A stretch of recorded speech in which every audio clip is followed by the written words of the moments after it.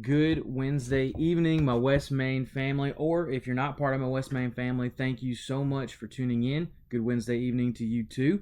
As always, we're going to start these videos off with what we call our fun thought. If you've been keeping up with these videos, I try to do this every single week just to get, us kind of in the mode for something a little bit more relaxed before we jump into our Bible study. If you haven't been keeping up with these videos, you should do that. You should go to West Main COC Tupelo on YouTube and check out all of our Wednesday night devotionals. We've been doing this online for like the last 12, 14, 16, 217 weeks. I don't know anymore, but we're going to keep doing it as long as we can.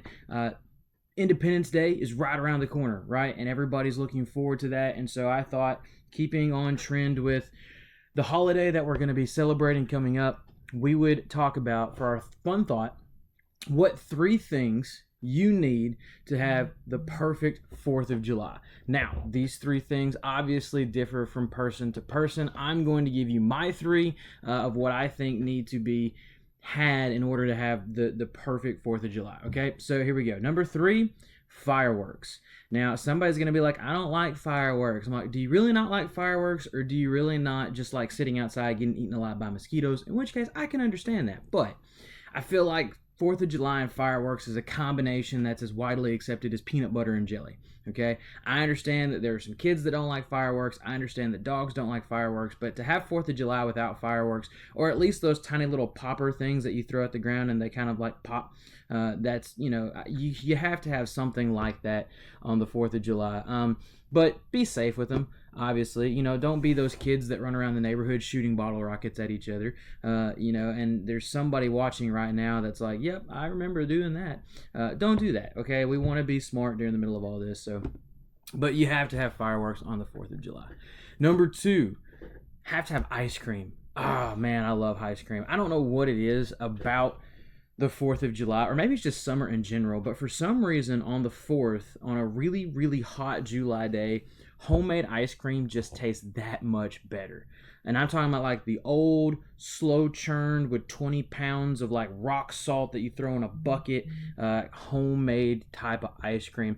And some of y'all like it when it gets real thick and seized up. I don't know what it is about my mama's, but Mom makes this amazing homemade chocolate ice cream that always turns out like soup, and she always gets irritated by it because it turns out like soup, but we love it. I mean, it's amazing. It's just absolutely perfect. So ice cream, fireworks and ice cream. And then number 1, what you have to have on the perfect 4th of July holiday is, it's not really the 4th of July if a grill isn't running. I know I've said that before on some of these videos talking about even back like Memorial Day, but you have to be able to run the grill at some point over the weekend. Chelsea and I are prepared. We've got people coming in all weekend long. We've got all the meats, and I'm really excited. Arby's, really helped us out. We have all the meats at our house right now. And so my grill will be running probably nonstop from Thursday to Saturday, and it's just going to be awesome. And I'm really, really looking forward to it. So those are it. Those are my 3 things that I have to have the perfect 4th of July weekend or 4th of July celebration. So again, I want to say thank you guys so much for tuning into this video. I know that it's been a long process for this, but I do appreciate every single one of you that tunes in and watches this and cares and gives some effort to their Wednesday evening Bible study. And I hope that I have been helpful in making these videos for you. Okay, as always, if you have my personal contact information, please feel free to shoot me a topic or a question that you want to see addressed in one of these videos. I've got no problem with that. So, but like I said, Independence Day is right around the corner, and it's kind of a big deal here in the U.S., right? Obviously Canada, Europe, a lot of those places don't really care about our Independence Day, but we do, and it's a fun time. We get to celebrate with family, fireworks, hot dogs, the whole 9 yards. But an even bigger deal to a lot of individuals is just the idea of being independent. We spend most of our lives striving to become independent. As kids, we want to become independent of the rule of our parents. As young adults, we want to become financially independent. And as we get older, we want to become emotionally independent. We don't want to have to attach ourselves to certain things or individuals because we love this idea of being independent. We don't want to be controlled by any sort of thing. And so that's why tonight I thought I'd stick along with this theme. And tonight's lesson is called Having Yourself an Independence Day. And we're going to look at 3 things that I think all people should strive to become independent of. All right? So here we go. Number 1, we should become independent from negativity. Why is it that negativity impacts us so much? Is it because that there's generally more of it out there? That there's so much more negative stuff than positive stuff? Is it simply because that's what's constantly being thrown into our faces all the time? That's not a media bashing thing. You know, I went to school as a PR major, and one of the things you learn in journalism is that old time expression that if it bleeds, it leads, because for some reason or another, we focus on those negative things. Is it just because the negative things are just more memorable?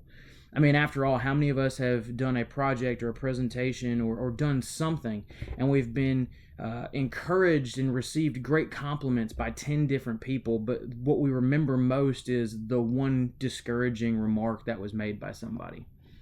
You see, it's that negativity that robs us of so much. It robs us of our joy. It robs us of our peace. It robs us of trying. When we focus so much on the negativity, we give up that mentality of wanting to even try to do more, because we can't possibly see how it would work out to be anything better than we just assume a failure. We've talked about it multiple times in these videos, the passage from Philippians chapter 4 and all the things that Christians are supposed to be focused on or to dwell on. And it's not the negatives that he lists there in Philippians chapter 4 verse 8.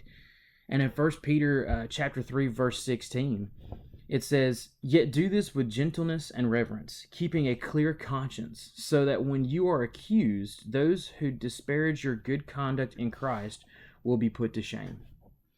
You see, people look at us, and our mentality represents not only ourselves, but Christ. And so when people look at us and all they see is the negatives, that we're a negative person, that we only focus on the negatives, that we spew negativity, what kind of picture are they getting of our Lord?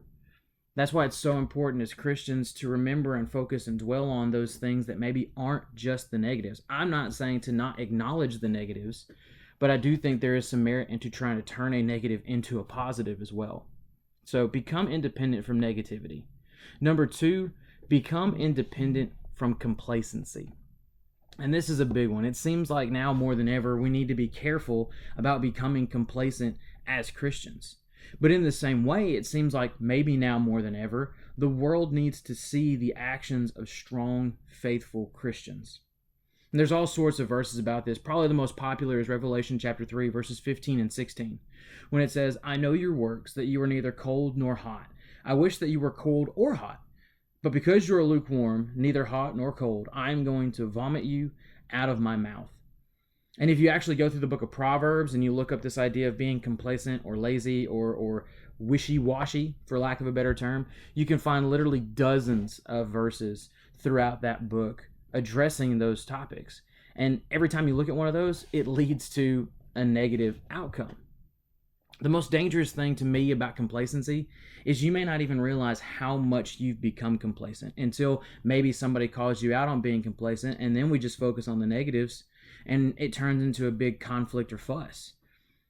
But that's the danger of complacency, because it sets in little by little by little, and nobody ever wakes up one day and goes, you know what, today I'm just going to quit trying.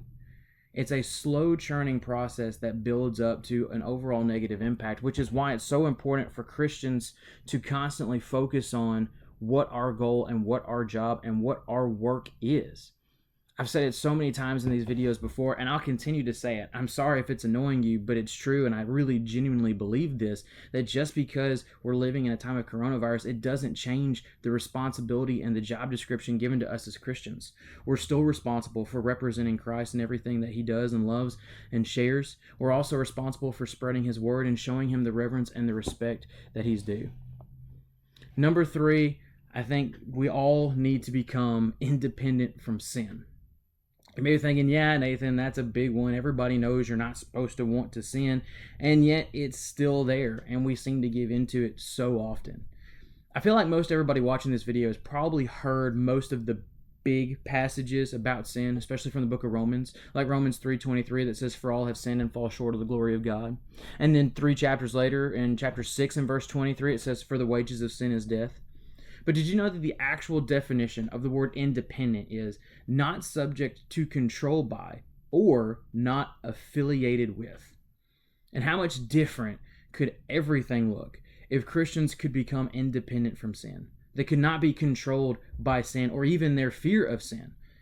How much different could the world look if people would refuse to be affiliated with the sin in our life? We could become independent from lying, from gossip, from pride, from greed, from fear. It would look truly, truly different. And the amazing thing about a Christian's life is that we know from verses like John 3:16 and 1 John chapter 5 and verse 4, and the second half of that verse in Romans chapter 6 and verse 23, that we have an opportunity to live forever in a new day, in a new place where sin won't exist. And we will all truly get to have an Independence Day. And that is a message that the world truly needs to hear. And it's our responsibility to share it with them. Thank you so much for watching this. My West Main family, I do have a few announcements for you, so stick around for that. But I do want to thank everybody for taking some time, listening to me, indulging me. I do sincerely appreciate it. Again, if you have anything that you would like for me to address, just let me know. You can text me, you can email me, you can comment on the video on Facebook if you see this floating around on my Facebook wall. So please do that if you have something you want me to announce. So announcements tonight. Stay on the lookout for future activities from our Facebook page. I'll do my best to try to send text messages or emails out to parents for any potential activities that we may have over the next few weekends, those type of activities, as well as maybe I'm hoping to be able to announce some plans for watching Virtual Horizons next Monday. So please stay on the lookout for that and keep in touch with that as well. If you're watching this before 7 p.m. on Wednesday, like I said last week, you have probably already figured out that we will not be having services this evening due to the weather, because we've been outside and it's supposed to be raining like all for the next 37 weeks, okay? So, no meeting outside tonight, but we will have this video up, obviously, and another video from Carrie that you can watch as well. So please be sure to do that and put some thought and time and effort into your Wednesday evening Bible study. We do really, really appreciate and encourage that. And then, as always, please stay in touch with one another. We want people to call, to text, send cards.